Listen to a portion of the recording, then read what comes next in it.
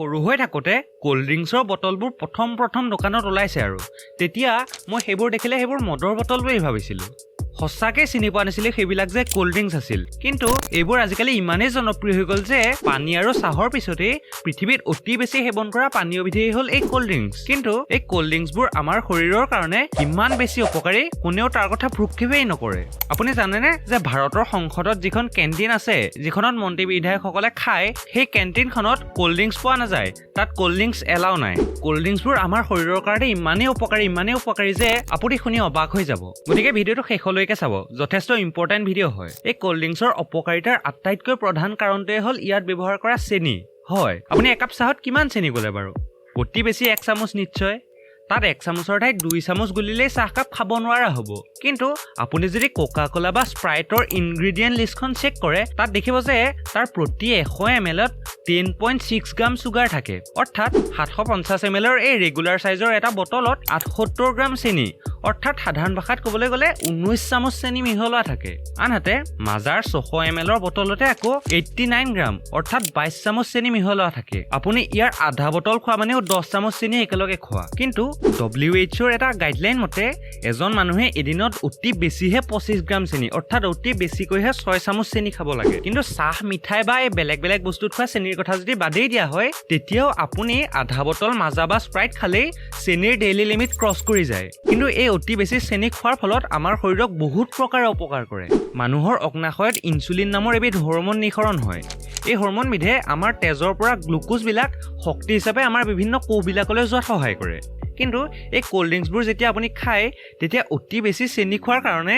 এই প্ৰক্ৰিয়াত বাধাৰ সৃষ্টি হয় ইয়াক ইনচুলিন ৰেজিষ্টেন্স বুলিও কোৱা হয় আৰু ইয়াৰ ফলত তেজত চুগাৰ লেভেল বাঢ়ি গুচি যায় যাৰ ফলত টাইপ 2 ডায়েবেটিছ হয় লগতে বিভিন্ন হাৰ্ট প্ৰব্লেমৰ চান্সো বাঢ়ে ইয়াৰ ফলত বন্ধুসকল কোল্ড ড্ৰিংকছবোৰত সাধাৰণ চেনিৰ পৰিৱৰ্তে কৰ্ণ চুগাৰ ব্যৱহাৰ কৰা হয় সাধাৰণ চেনি সুক্ৰোজ নামৰ কাৰ্বনৰ এবিধ অণুৰে গঠিত হয় কিন্তু এই কৰ্ণ চুগাৰত সুক্ৰোজৰ পৰিৱৰ্তে ফ্ৰুক্টোজ থাকে এই ফ্ৰুক্টোজ কেৱল আমাৰ পাচনতন্ত্ৰৰ এটা অংশহে হজম কৰিব পাৰে আৰু সেইটো হ'ল লিভাৰ সেইকাৰণে কোল্ড ড্ৰিংকছত অতিমাত্ৰাৰ ফ্ৰুক্টোজ থকাৰ কাৰণে লিভাৰ ফাংচন বেয়া হোৱাৰ চান্সো বহুত বাঢ়ি যায় আৰু এটা সময়ত ফেটি লিভাৰো হ'ব পাৰে কোল্ড ড্ৰিংকছত থকা আন এটা ৰাসায়নিক পদাৰ্থ হ'ল কাৰ্বনিক এচিড বন্ধুসকল কাৰ্বনিক এচিড আন একো নহয় জাষ্ট কাৰ্বন ডাই অক্সাইড আৰু পানীৰ মিশ্ৰণ এই কাৰ্বন ডাই অক্সাইডক পানীৰ সৈতে মিক্স কৰিলে কাৰ্বনিক এচিড উৎপন্ন হয় এই যে ফ্ৰিজৰ পৰা উলিওৱা ঠাণ্ডা হৈ থকা কোল্ড ড্ৰিংকছৰ বটলটো জোকাৰি পেলাই যদি সাফৰটো খুলি দিয়ে তাৰ ওপৰেৰে যে ফেনবোৰ ওলাই যায় জোৰে তাৰ কাৰণে এই কোল্ড ড্ৰিংকছত মিক্স হৈ থকা কাৰ্বন ডাই অক্সাইড গেছ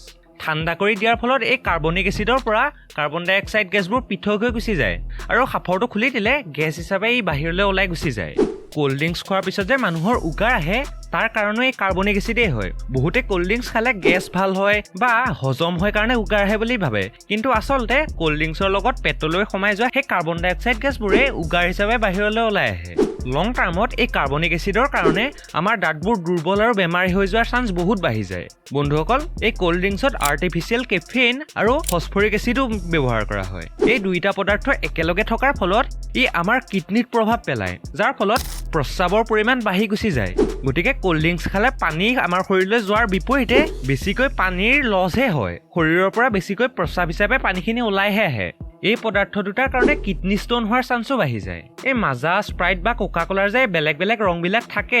সেইবোৰ কিছুমান সিনথেটিক কালাৰ ইউজ কৰি কৰা হয় এই কোকা কোলা বা পেপচিৰ ডাৰ্ক ব্ৰাউন যিটো কালাৰ আহে তাৰ কাৰণটো হ'ল তাত মিক্স কৰা কেৰামিল নামৰ এবিধ পদাৰ্থ চেনিক এমনিয়া আৰু ছালফাইডৰ লগত মিক্স কৰি গৰম কৰিলে এই কেৰামিল উৎপন্ন হয় বহুতো ষ্টাডিত পোৱা গৈছে যে এই কেৰামিল কেঞ্চাৰৰ বাবে দায়ী বেছিকৈ এই কেৰামিল সেৱন কৰিলে কেঞ্চাৰ হ'ব পাৰে বন্ধুসকল আমাৰ ঘৰত ভাজি দেৰিলে যে কোলা হৈ গুচি যায় বা জেনেৰেলি বেছিকৈ পোৰা বা ভজা খাদ্যত এক্ৰিলামাইড নামৰ এবিধ পদাৰ্থৰ সৃষ্টি হয় যাৰ দ্বাৰা কেঞ্চাৰ হ'ব পাৰে এই কেৰামিলৰ ক্ষেত্ৰতো সেই একেটা কথাই হয় এইটো হ'ল কোকা কোলা বা পেপচিৰ ডাৰ্ক ব্ৰাউন কালাৰটোৰ কথা বাকি যে মাজা স্প্ৰাইট বা ষ্ট্ৰিঙৰ এই বেলেগ কালাৰবিলাক থাকে তাৰ কাৰণে ইয়াত বেলেগ কিছুমান সিনথেটিক কালাৰ মিহলোৱা হয় এইবোৰ হ'ল সানছেট য়েল্লো টাৰ্ট্ৰাজাইন আমাৰান্থ আৰু ব্ৰিলিয়েণ্ট ব্লু এই কালাৰবোৰত আজো নামৰ দুটা নাইট্ৰজেনেৰে গঠিত এবিধ ৰাসায়নিক পদাৰ্থ পোৱা যায় এই পদাৰ্থবিধ আমাৰ শৰীৰৰ বাবে একদম অপকাৰী ইটো সৰু ল'ৰা ছোৱালীৰ মগজুটো এফেক্ট কৰে নৰৱে ছুইডেন আৰু ফিনলেণ্ডত এই সানছেট য়েল্লো নামৰ আৰ্টিফিচিয়েল কালাৰটো বেন কৰি থোৱা আছে কাৰণ ই শিশুৰ মগজুত যথেষ্ট এফেক্ট কৰিব পাৰে বন্ধুসকল এই কোল্ড ড্ৰিংকছবোৰত ইয়াৰ বাহিৰৰ আৰু বহুতো ৰাসায়নিক পদাৰ্থও ব্যৱহাৰ কৰা হয় কিন্তু যিকেইটা প্ৰধান ইনগ্ৰেডিয়েণ্ট ব্যৱহাৰ কৰা হয় সেইকেইটাৰ কথাহে মই কৈছোঁ ইয়াত গতিকে এই সকলোবোৰৰ কাৰণে বেছিকৈ কোল্ড ড্ৰিংকছ খালে হ'ব পৰা বেমাৰৰ লিষ্টখন হ'ল যে হাত ভৰিৰ জইণ্টৰ বিষ হ'ব পাৰে লিভাৰ ডেমেজ হ'ব পাৰে কিডনী ফেইলাৰ হ'ব পাৰে ডায়েবেটিছ হ'ব পাৰে হাৰ্ট এটেক কেঞ্চাৰকে আদি কৰি বেলেগ বেলেগ বহুতো বেমাৰ হ'ব পাৰে গতিকে ইয়াৰ যিকোনো এটা বেমাৰ যদি আপুনি গোটাই ল'ব বিচাৰে তেতিয়া ডেইলি এটাকৈ কোল্ড ড্ৰিংকছ খালে যথেষ্ট যদিহে আপুনি হেল্থ কনচিয়াছ হয় সঁচাকৈ তেতিয়াহ'লে আজিৰ পৰা কোল্ড ড্ৰিংকছ খোৱা বন্ধ কৰক ধন্যবাদ